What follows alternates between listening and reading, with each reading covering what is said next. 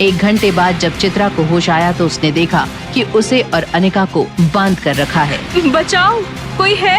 हमें बाहर निकालो, बचाओ बचाओ।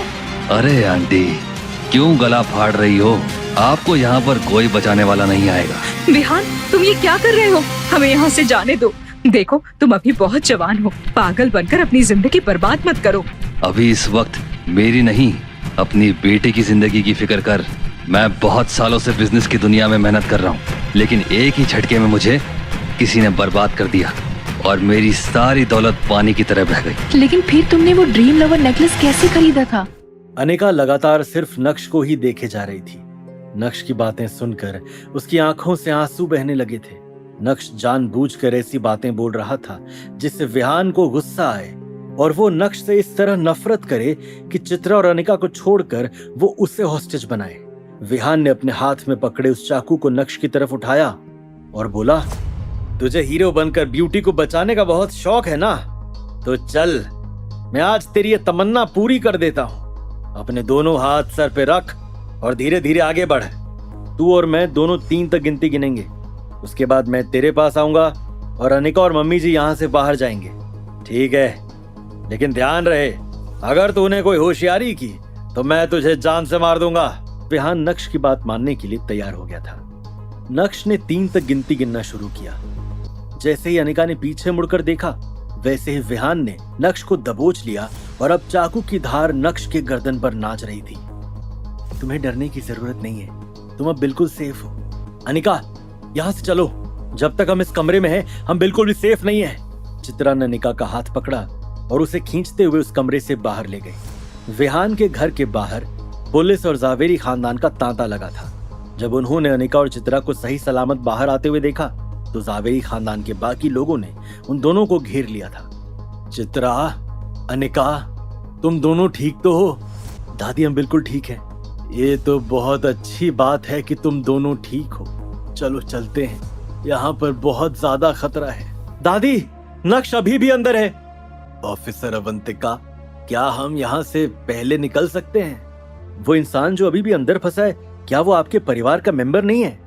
नहीं, उससे हमारा कोई मतलब नहीं है। चित्रा ने अनिका की फीलिंग्स की कोई परवाह नहीं की और उसका हाथ पकड़कर उसे जबरदस्ती वहां से ले गई। जब चित्रा और अनिका उस कमरे से बाहर निकले तो विहान नक्श को लेकर खिड़की के पास पहुंच गया था। जावेरी खानदान के किसी भी इंसान को नक्श की परवाह नहीं थी। नक्श ने एक एक करके सभी को वहां से जाते हुए देखा। तो मिस्टर नक्श, आप तो जावेरी खानदान के लिए पूरे यूजलेस हैं और यहाँ हीरो बनकर आपने उन्हीं को बाहर निकलवा दिया। क्या तू ये नहीं जानना चाहता कि क्यों अचानक से भानुशाली ग्रुप ने तुझे सपोर्ट करना बंद कर दिया? तेरे सारे फंड्स रोक दिए, तेरे सारे प्रोजेक्ट्स बंद कर दिए। ये सब तुझे कैसे पता? क्या भानुशाली ग्रुप के लोगों ने तुम्हें बताया कि तुमने किसी को ऑफेंड किया है जो तुम्हें नहीं करना चाहिए था? विहान के चेहरे के एक्सप्रेशंस अब पूरी तरह से अगली हो गए थे। यहाँ तक कि उसने जिस हाथ में चाकू पकड़ा हुआ था वो हाथ भी कांपने लगा था। उसी समय नीचे एक हवलदार भागते हुए ऑफिसर अवंतिका के पास आया और बोला, मैडम अपडेट, स्नाइपर के हिसाब से हॉस्टेज ने कुछ ऐसा कहा है जिससे क्रिमिनल को बहुत गुस्सा आ गया है। ये कैसे हो सकता है? वो आखिर कर क्या रहा है? जान बचाने की बजाय वो मौत से क्यों उलझ रहा है? मैडम अपडेट, पता नहीं किन कारणों से, लेकिन वो क्रिमिनल हॉस्टेज के सामने झुक गया है और माफी मांग रहा है। क्या कहा तुमने? तुरंत ही ऑफिसर अवंतिका ने स्नाइपर के हाथ से टेलीस्कोप लिया और उस कमरे की तरफ देखने लगी। जब उसने देखा कि वाकई में वो क्रिमिनल हॉस्टेज के सामने घुटने टेक कर बैठा है तो उसे अपनी आंखों पर यकीन नहीं हो रहा था। साला ये सब हो क्या रहा है? हमारी तो जरूरत ही नहीं है। किसी भी पुलिस वाले को समझ नहीं आ रहा था कि इस सिचुएशन को कैसे एक्सप्लेन किया जाए। अपने करियर में पहली बार उन्होंने किसी क्रिमिनल को हॉस्टेज के सामने झुकते हुए देखा था। हालांकि जब नक्श ने अपना फोन बाहर निकाला और विहान को अपने बैंक अकाउंट का बैलेंस दिखाया, अचानक से विहान ने नक्श के पैर पकड़े और बोला, नक्श सर, आई एम सॉरी, मैं हाथ जोड़ता हूँ, प्लीज मुझे जाने दीजिए। विहान, अगर तुम सिंसियरली अपनी गलती मान रहे हो तो मैं तुम्हें जाने दे सकता हूँ, लेकिन तुम्हारे सामने प्रॉब्लम यह है कि तुमने रेड लाइन क्रॉस कर दी है और जो ये बाहर पुलिस वाले खड़े हैं वो अब तुम्हें नहीं छोड़ेंगे। कोई बात नहीं सर, मैं तो बस आपको किडनैप कर रहा था। मैंने कोई इतना बड़ा क्राइम नहीं किया है कि मुझे फांसी होगी या फिर उम्र कैद होगी। ठीक है, माफी मांगो और यहाँ से निकलो। जेल से आने के बाद जब तक तुम मेरी नजर के सामने नहीं आते तुम सेफ हो, लेकिन अगर मेरी नजर के सामने आ गए तो पता है ना क्या करूंगा। इससे पहले कि विहान फिर से माफी मांगता, नक्श ने एक जोरदार लात से उसका स्वागत किया और धक्का मारते हुए उसे उस कमरे से बाहर कर दिया। जैसे ही विहान कमरे से बाहर आया, पुलिस वालों ने उसे दबोच लिया। मिस्टर नक्श, आप ठीक हैं? आपको चोट तो नहीं लगी?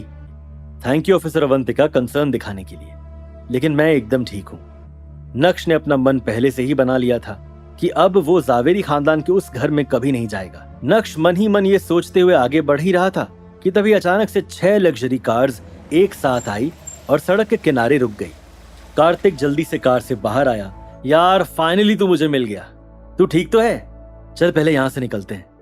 क्या अब नक्श की प्रेम कहानी में होगी ऑफिसर अवंतिका की एंट्री? क्या जान की बाजी लगाने वाले नक्श पर पिघलेगा अनिका का दिल? मौत के हवाले कर देने वाले जावेरी खानदान से क्या तोड़ देगा नक्श रिश्तों की सारी डोर? ये जानने के लिए देखिए अगला एपिसोड सिर्फ पॉकेट FM के YouTube चैनल पर, और इंस्टा एम्पायर के सारे एपिसोड सुनने के लिए डिस्क्रिप्शन में दी गई लिंक से डाउनलोड कीजिए पॉकेट FM ऐप।